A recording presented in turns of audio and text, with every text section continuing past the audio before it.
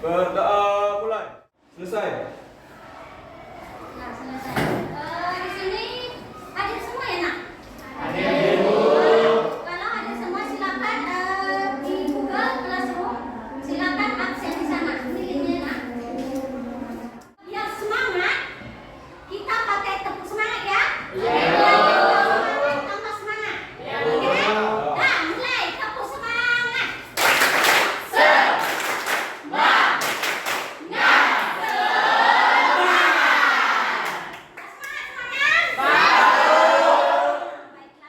Di minggu yang lalu kita akan mempelajari tentang virus, terus ciri-ciri virus.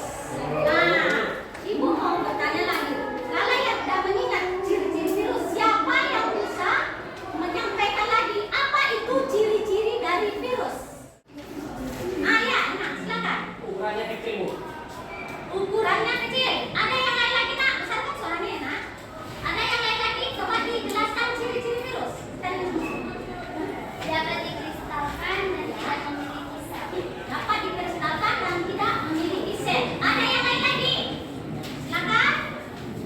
Hanya dapat hidup dan memperbanyak diri di sel hidup. Sel hidup. Betul sekali, tepuk tangan untuk. Tapi ciri makhluk hidup dia mengalami replikasi.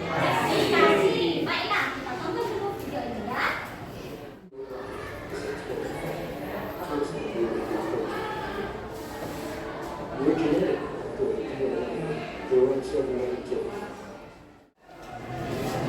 Nih, tujuan pembelajaran yang harus kita capai hari ini.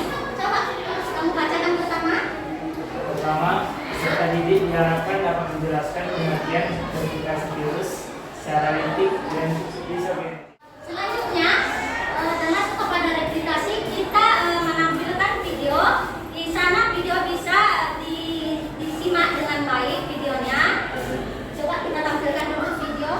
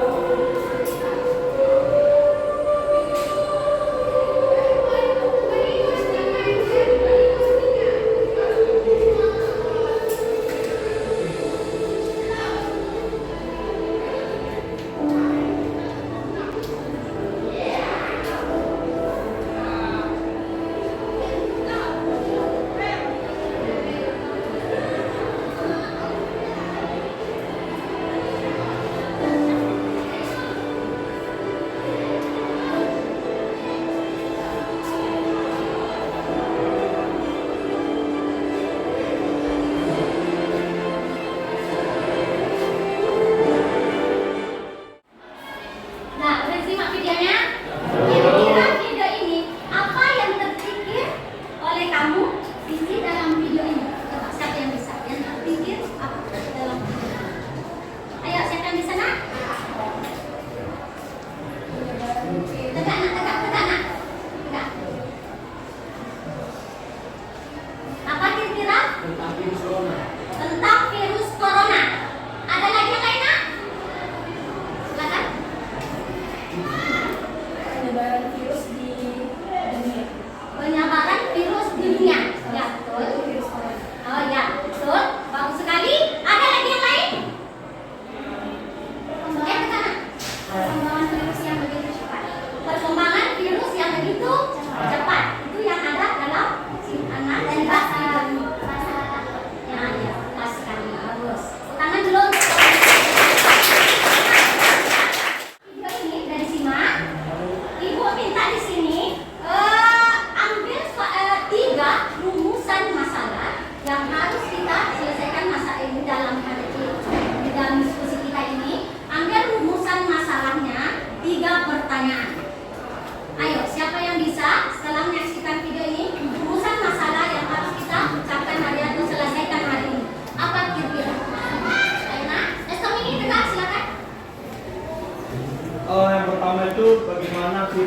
bisa berkembang biak dengan cepat di tubuh kita?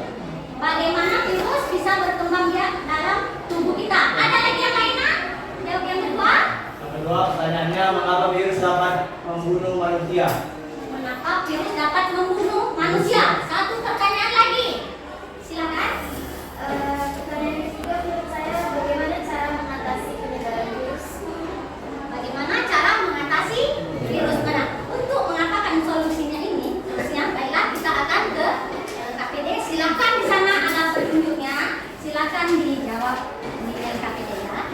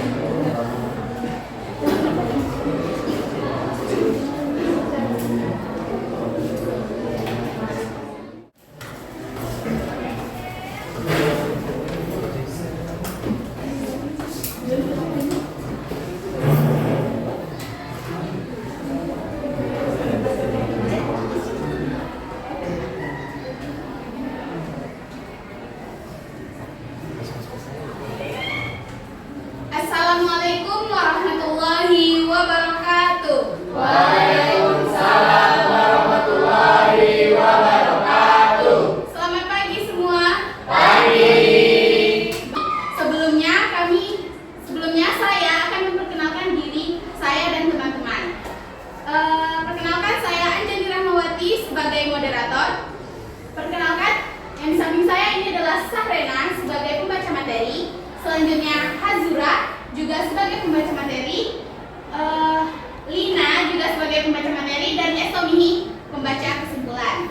Oke, langsung saja kita masuk ke materi kelompok kami. Yang pertama akan dibaca oleh Rena. Pertama yaitu bagaimana cara virus berkembang biak di dalam tubuh kita. Virus dapat berkembang biak dengan cara replikasi, yang artinya memperbanyak diri di dalam sel inang karena energi dan bahan untuk sintesis protein virus berasal dari sel inang. Yang ini akan dibaca oleh Yang kedua, mengapa virus COVID berbahaya? Karena pertama itu ada karena mudah menular. Kedua, menyerang sistem pernapasan yang menyebabkan pembekuan pembuluh darah di paru. Yang ketiga, memiliki tingkat keparahan yang bervariasi. Selanjutnya akan dibacakan oleh Lina. Yang ketiga yaitu bagaimana cara mengatasi penyebaran COVID-19. Caranya yaitu 1. Memakai masker, 2. Menghindari kontak langsung dengan orang yang terkena positif COVID, 3. Menjaga jarak, 4. Mencuci tangan, 5. Menjaga imun tubuh, 6. Vaksinasi, dan 7. Menghindari kerumunan. Kesimpulan akan dibacakan oleh Estomihi. Berdasarkan hasil diskusi yang kami lakukan, dapat kita simpulkan bahwa yang pertama, virus berkembang dengan cepat. Yang kedua, virus berkembang dengan dua fase replikasi. Yang pertama yaitu mitik, yaitu terjadi pertahanan sel inang yang lebih lemah dibandingkan dari virus, sehingga dapat berlangsung secara cepat. Yang kedua yaitu lisogenetik, yaitu terjadi jika sel inang memiliki pertahanan yang lebih baik dari daya infeksi virus, sehingga sel inang tidak segera pecah. Yang kedua, virus COVID ini sangat berbahaya karena virus dapat menyebabkan pembekuan pembuluh darah. Dan yang ketiga, yaitu adapun cara mengatasi penyebaran virus COVID-19 antara lain yang pertama, lakukan vaksinasi. Yang kedua, melakukan protokol kesehatan seperti memakai masker, menjaga jarak, mencuci tangan. Terima kasih. Silakan. Ayah. Perkenalkan, nama saya Nedul Tamara dari kelompok 6. Pola makan yang sehat itu seperti apa? Baik, saya akan menjawab pertanyaan dari Jericho kelompok. Cara pola makan yang sehat itu ya seimbang. Nah, antara karbohidrat, protein, terus serat, sama buah-buahan. Jadi nggak ada yang lebih, nggak ada yang kurang seimbang. Oke. Tangan mundur. Nah, ayo. Tanyakan lagi atlet yang lain. Nah, silakan. Untuk vaksinasi itu dilakukan sampai berapa kali vaksinasi? Nah, izin menjawab pertanyaan dari Mai.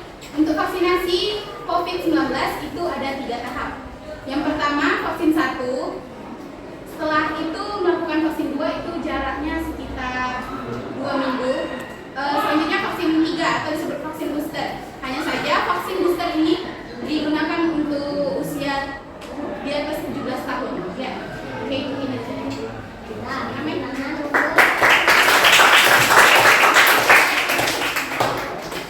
Menurut saya, jarak antara virus yang pertama sama virus yang kedua itu 2 bulan, bukan 2 minggu. Vaksin. Oke, mungkin ya itu salah karena masih lupa ya udah berapa tahun yang lalu. Terima kasih Feby.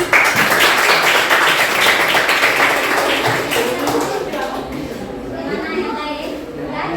Cukup. Nah, pakai tangan mundur.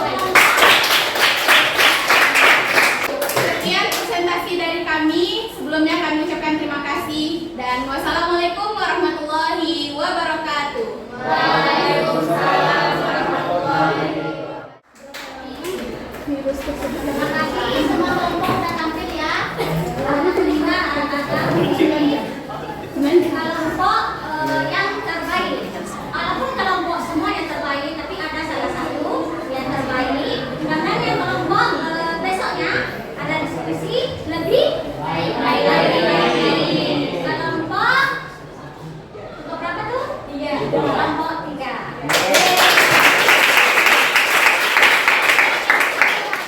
Tentang perkembangannya, bagaimana replikasinya, kita akan menceritakan replikasi virus ya. Nah, reproduksi virus. Kan pada reproduksi virus ada 2 tahap tadi kan? Ada litik, ada lisosomi. Pada tahap litik ini ada namanya tahap adsorpsi. Di mana tahap adsorpsi ini di sini ada menempel pada bagian reseptor spesifik sel inang. Ya, menempel. Terus yang kedua ada tahap Penetrasi. sintesis. Sintesis di sini tahapnya terjadi sintesis membuat asam nukleat dan protein komponen virus. Yang ketiga ada tahap lisis. Di mana tahap lisis ini virus merusak dinding sel inang dan keluar menginfeksi sel lainnya. Terus yang berikutnya tahap penetrasi dulu nak. Tahap penetrasi itu virus menginjeksi materi genetiknya ke dalam sel inang. Dan yang ketiga baru tahap sintesis. Yang keempat tahap pematangan dan yang kelima adalah tahap lisis. Ini baru tahap litik. Kalau pada tahap lisogenik tadi udah bilang yang membedakan di mananya? Pada tahap berapa? Pada tahap absorpsinya sama, tahap sintesisnya. Berarti yang membedakan ada di nomor 2. tahap sintesis. Di mana di sini ada tahap berarti tahap apanya?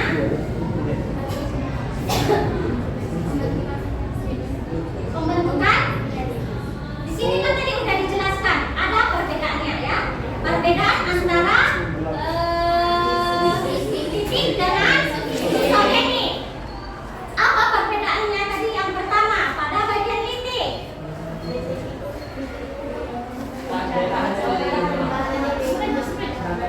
Pada tahap litik pertahanannya sel inangnya lebih lemah. Sehingga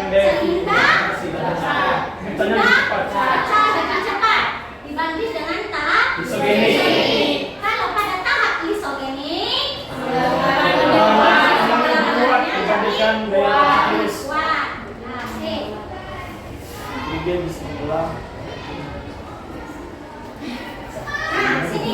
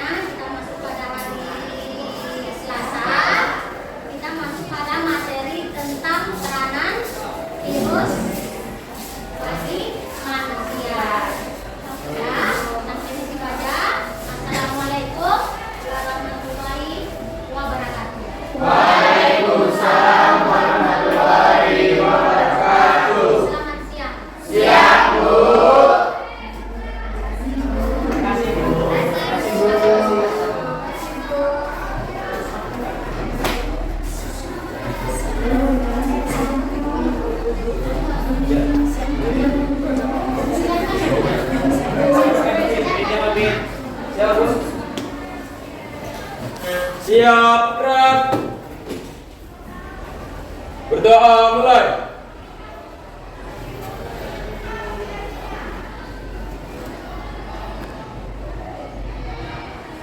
Selesai. Ucapkan salam. Assalamualaikum warahmatullahi wabarakatuh. Waalaikumsalam warahmatullahi wabarakatuh. Silakan.